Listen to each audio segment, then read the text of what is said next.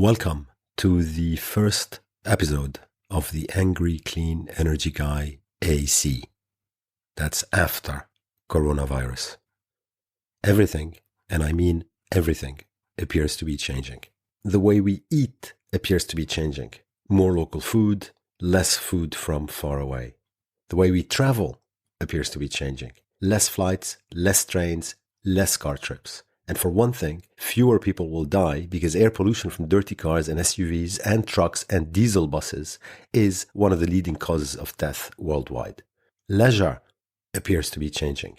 Less in-person visits to exotic places, more online leisure. The way we exercise appears to be changing. We're now streaming yoga, Pilates, gym classes. The way we work appears to be changing. We're now working from home in our hundreds of millions. Trends we are familiar with already, like online shopping, are accelerating.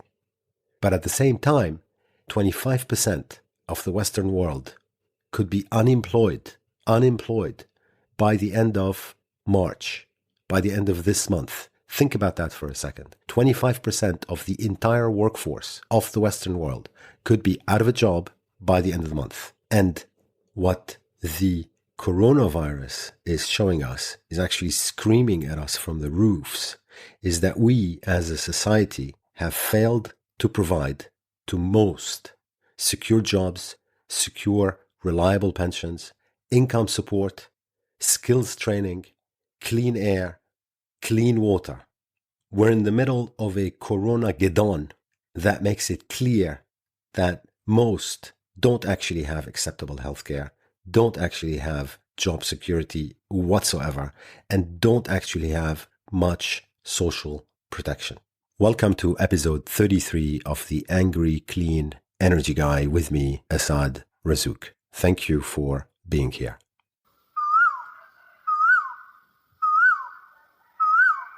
It's obvious that we have to change the way we work, the way we move, the way we eat, the way we live. And may we remember all that once the first wave of the coronavirus has passed us by, as it will. But there'll be a second wave and maybe a third one before we have vaccines that are developed. And this is actually a historic opportunity to change the way we work and the way we move and the way we eat and the way we live. Yet at the same time, making sure that we are changing this in a way that is more sustainable, in a way that is consistent with the major threat that is looming all around us and which is called climate change. And I know most people probably don't want to hear about climate change at this stage, but they have to. Look at Earth, for example. Earth at the moment is taking a break. Air quality in Southern California right now isn't just good, it's incredible. They are clocking numbers from another era. Jogging is back in Beijing. They never thought they'd see that again. The people of Venice can see their water again. People are breathing better worldwide. Bird sounds have returned to some of the dirtiest cities on Earth. Earth is breathing because we humans are giving it a break. The natural world must be ecstatic about our suffering. I must say, this whole coronavirus apocalypse makes me really angry.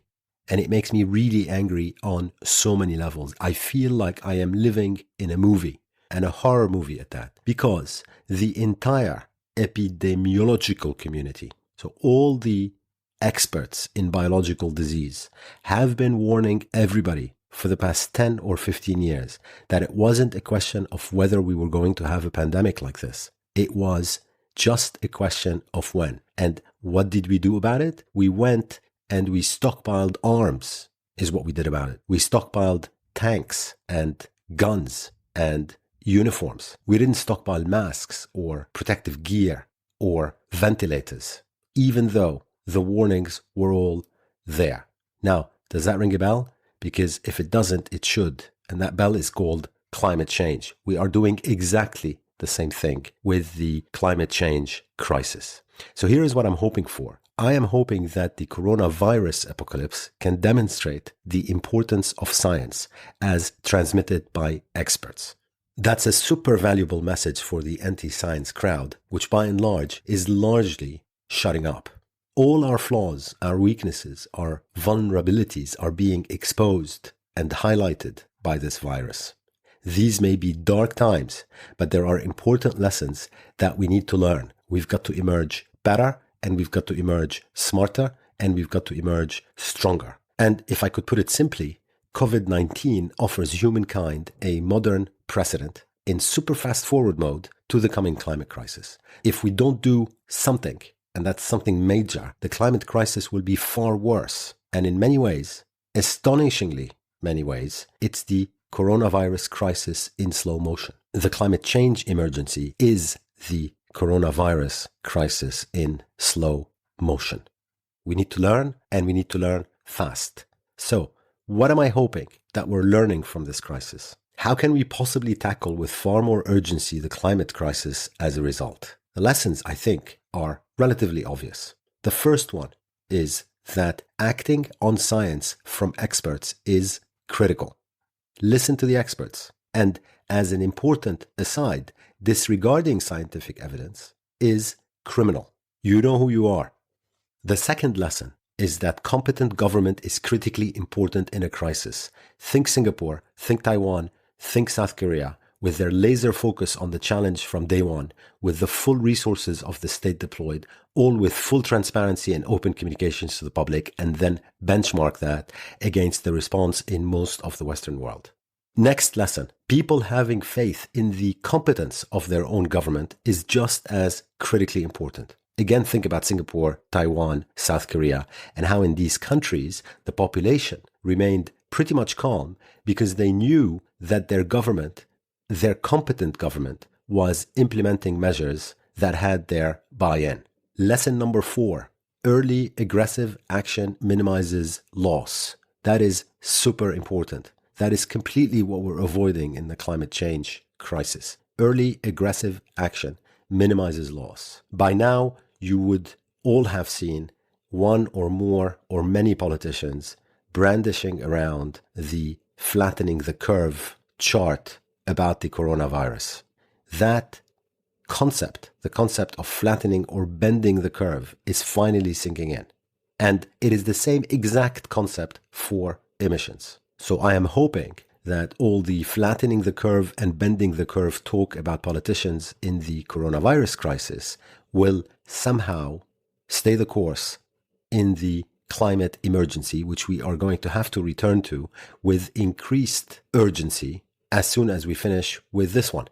Lesson 5, eating local, traveling less, working smarter, and energy independence are all actions that increase sustainability, whether you're dealing with the coronavirus or climate change. Lesson 6, society can, if it wants, mobilize instantly, massively, beyond actually most people's imagination, and globally. It's quite incredible, and frankly to the credit of the human race, how the entire world has mobilized to fight the coronavirus. Yes, we might have mobilized late, but at the end we have mobilized. And yes, we have weaknesses, mostly to do with incompetent governments, but the ability to act at speed has been proven yet again. And translating that, this means that we can mobilize, we can fight, and we can beat climate change. And on that ability of society to mobilize instantly, one of the most amazing headlines of the past few weeks, in weeks with an incredible number of amazing headlines, was, and I'm quoting, Germany lines up $600 billion virus aid as EU backs stimulus. That's Germany we're talking about. The same country that's still handling coal with a kid's glove. The same country that did not believe in flexing its monetary and fiscal muscle. And the other part of the headline is no less incredible.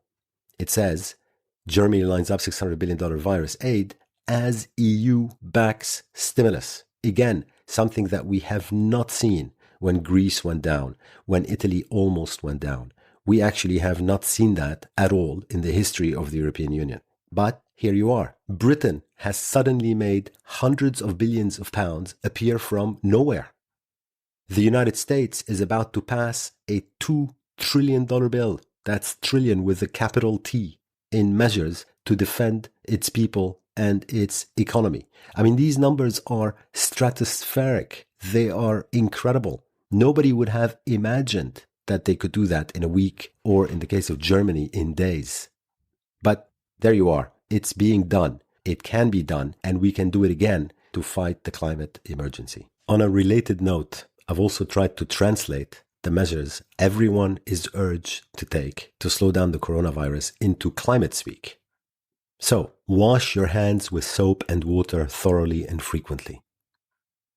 Translated, that means abandon as soon as you can anything made with fossil fuels, especially single-use plastic. Cover your mouth and nose with a tissue when you cough or sneeze or cough into your elbow. Translated into climate speak, that would be aware of fossil fuels everywhere in order for you to be able to minimize their use. Avoid close contact with people who are unwell. Translated into climate speak, that's divest from fossil fuels. Clean and disinfect frequently touched objects and surfaces. Translated into climate speak, that's drive electric, live electric, electrify everything. Do not touch your eyes, nose, or mouth if your hands are unclean. Translated into climate speak, that's live sustainably. And then one final comment on what the world appears to be doing to lessen the economic pain.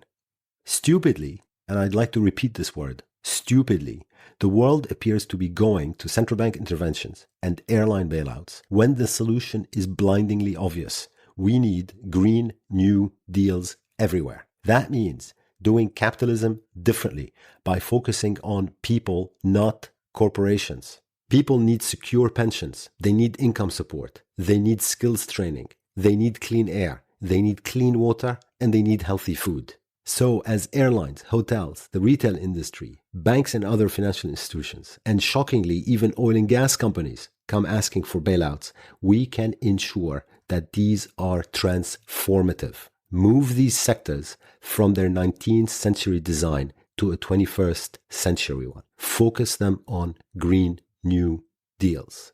And that's not very complicated. If you take money from society through a bailout, or the US $2 trillion program, or the British hundreds of billions of pounds program, or the German hundreds of billions of euros program, if you take money from society, that means that you owe society. So the message is clear. Use bailouts to implement climate commitments. For weeks, in its own cryptic way, the World Health Organization have been saying that it's seeing alarming levels of inaction. That's so familiar to anybody who works on climate change. Alarming levels of inaction. But at the end of the day, somehow we are reacting strongly to fight COVID-19. Similarly, draw your lessons and unite to come back strongly to fight climate change. And as we deploy trillions of dollars of economic assistance to corporations in order to help them through this crisis, let's make sure that that money comes with strings attached that help us from now avoid alarming levels of inaction on climate change.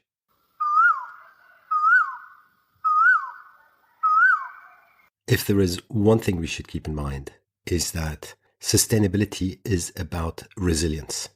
The resilience to shocks, the resilience to pandemics, the resilience to climate change, the resilience to everything. That's what sustainability is. We are clearly in a world which is more unpredictable from an environmental perspective. It's more unpredictable from a social perspective. It's more unpredictable from an economical perspective. And it's going to continue to do so, and I would guess increase going forward. So we need to work sustainably. We need to eat sustainably. We need to travel sustainably. We need to exercise sustainably. It's the tough times that define us. And in the tough times, there is nothing more important than paying attention to what is sustainable and what is not, and ditching what is not.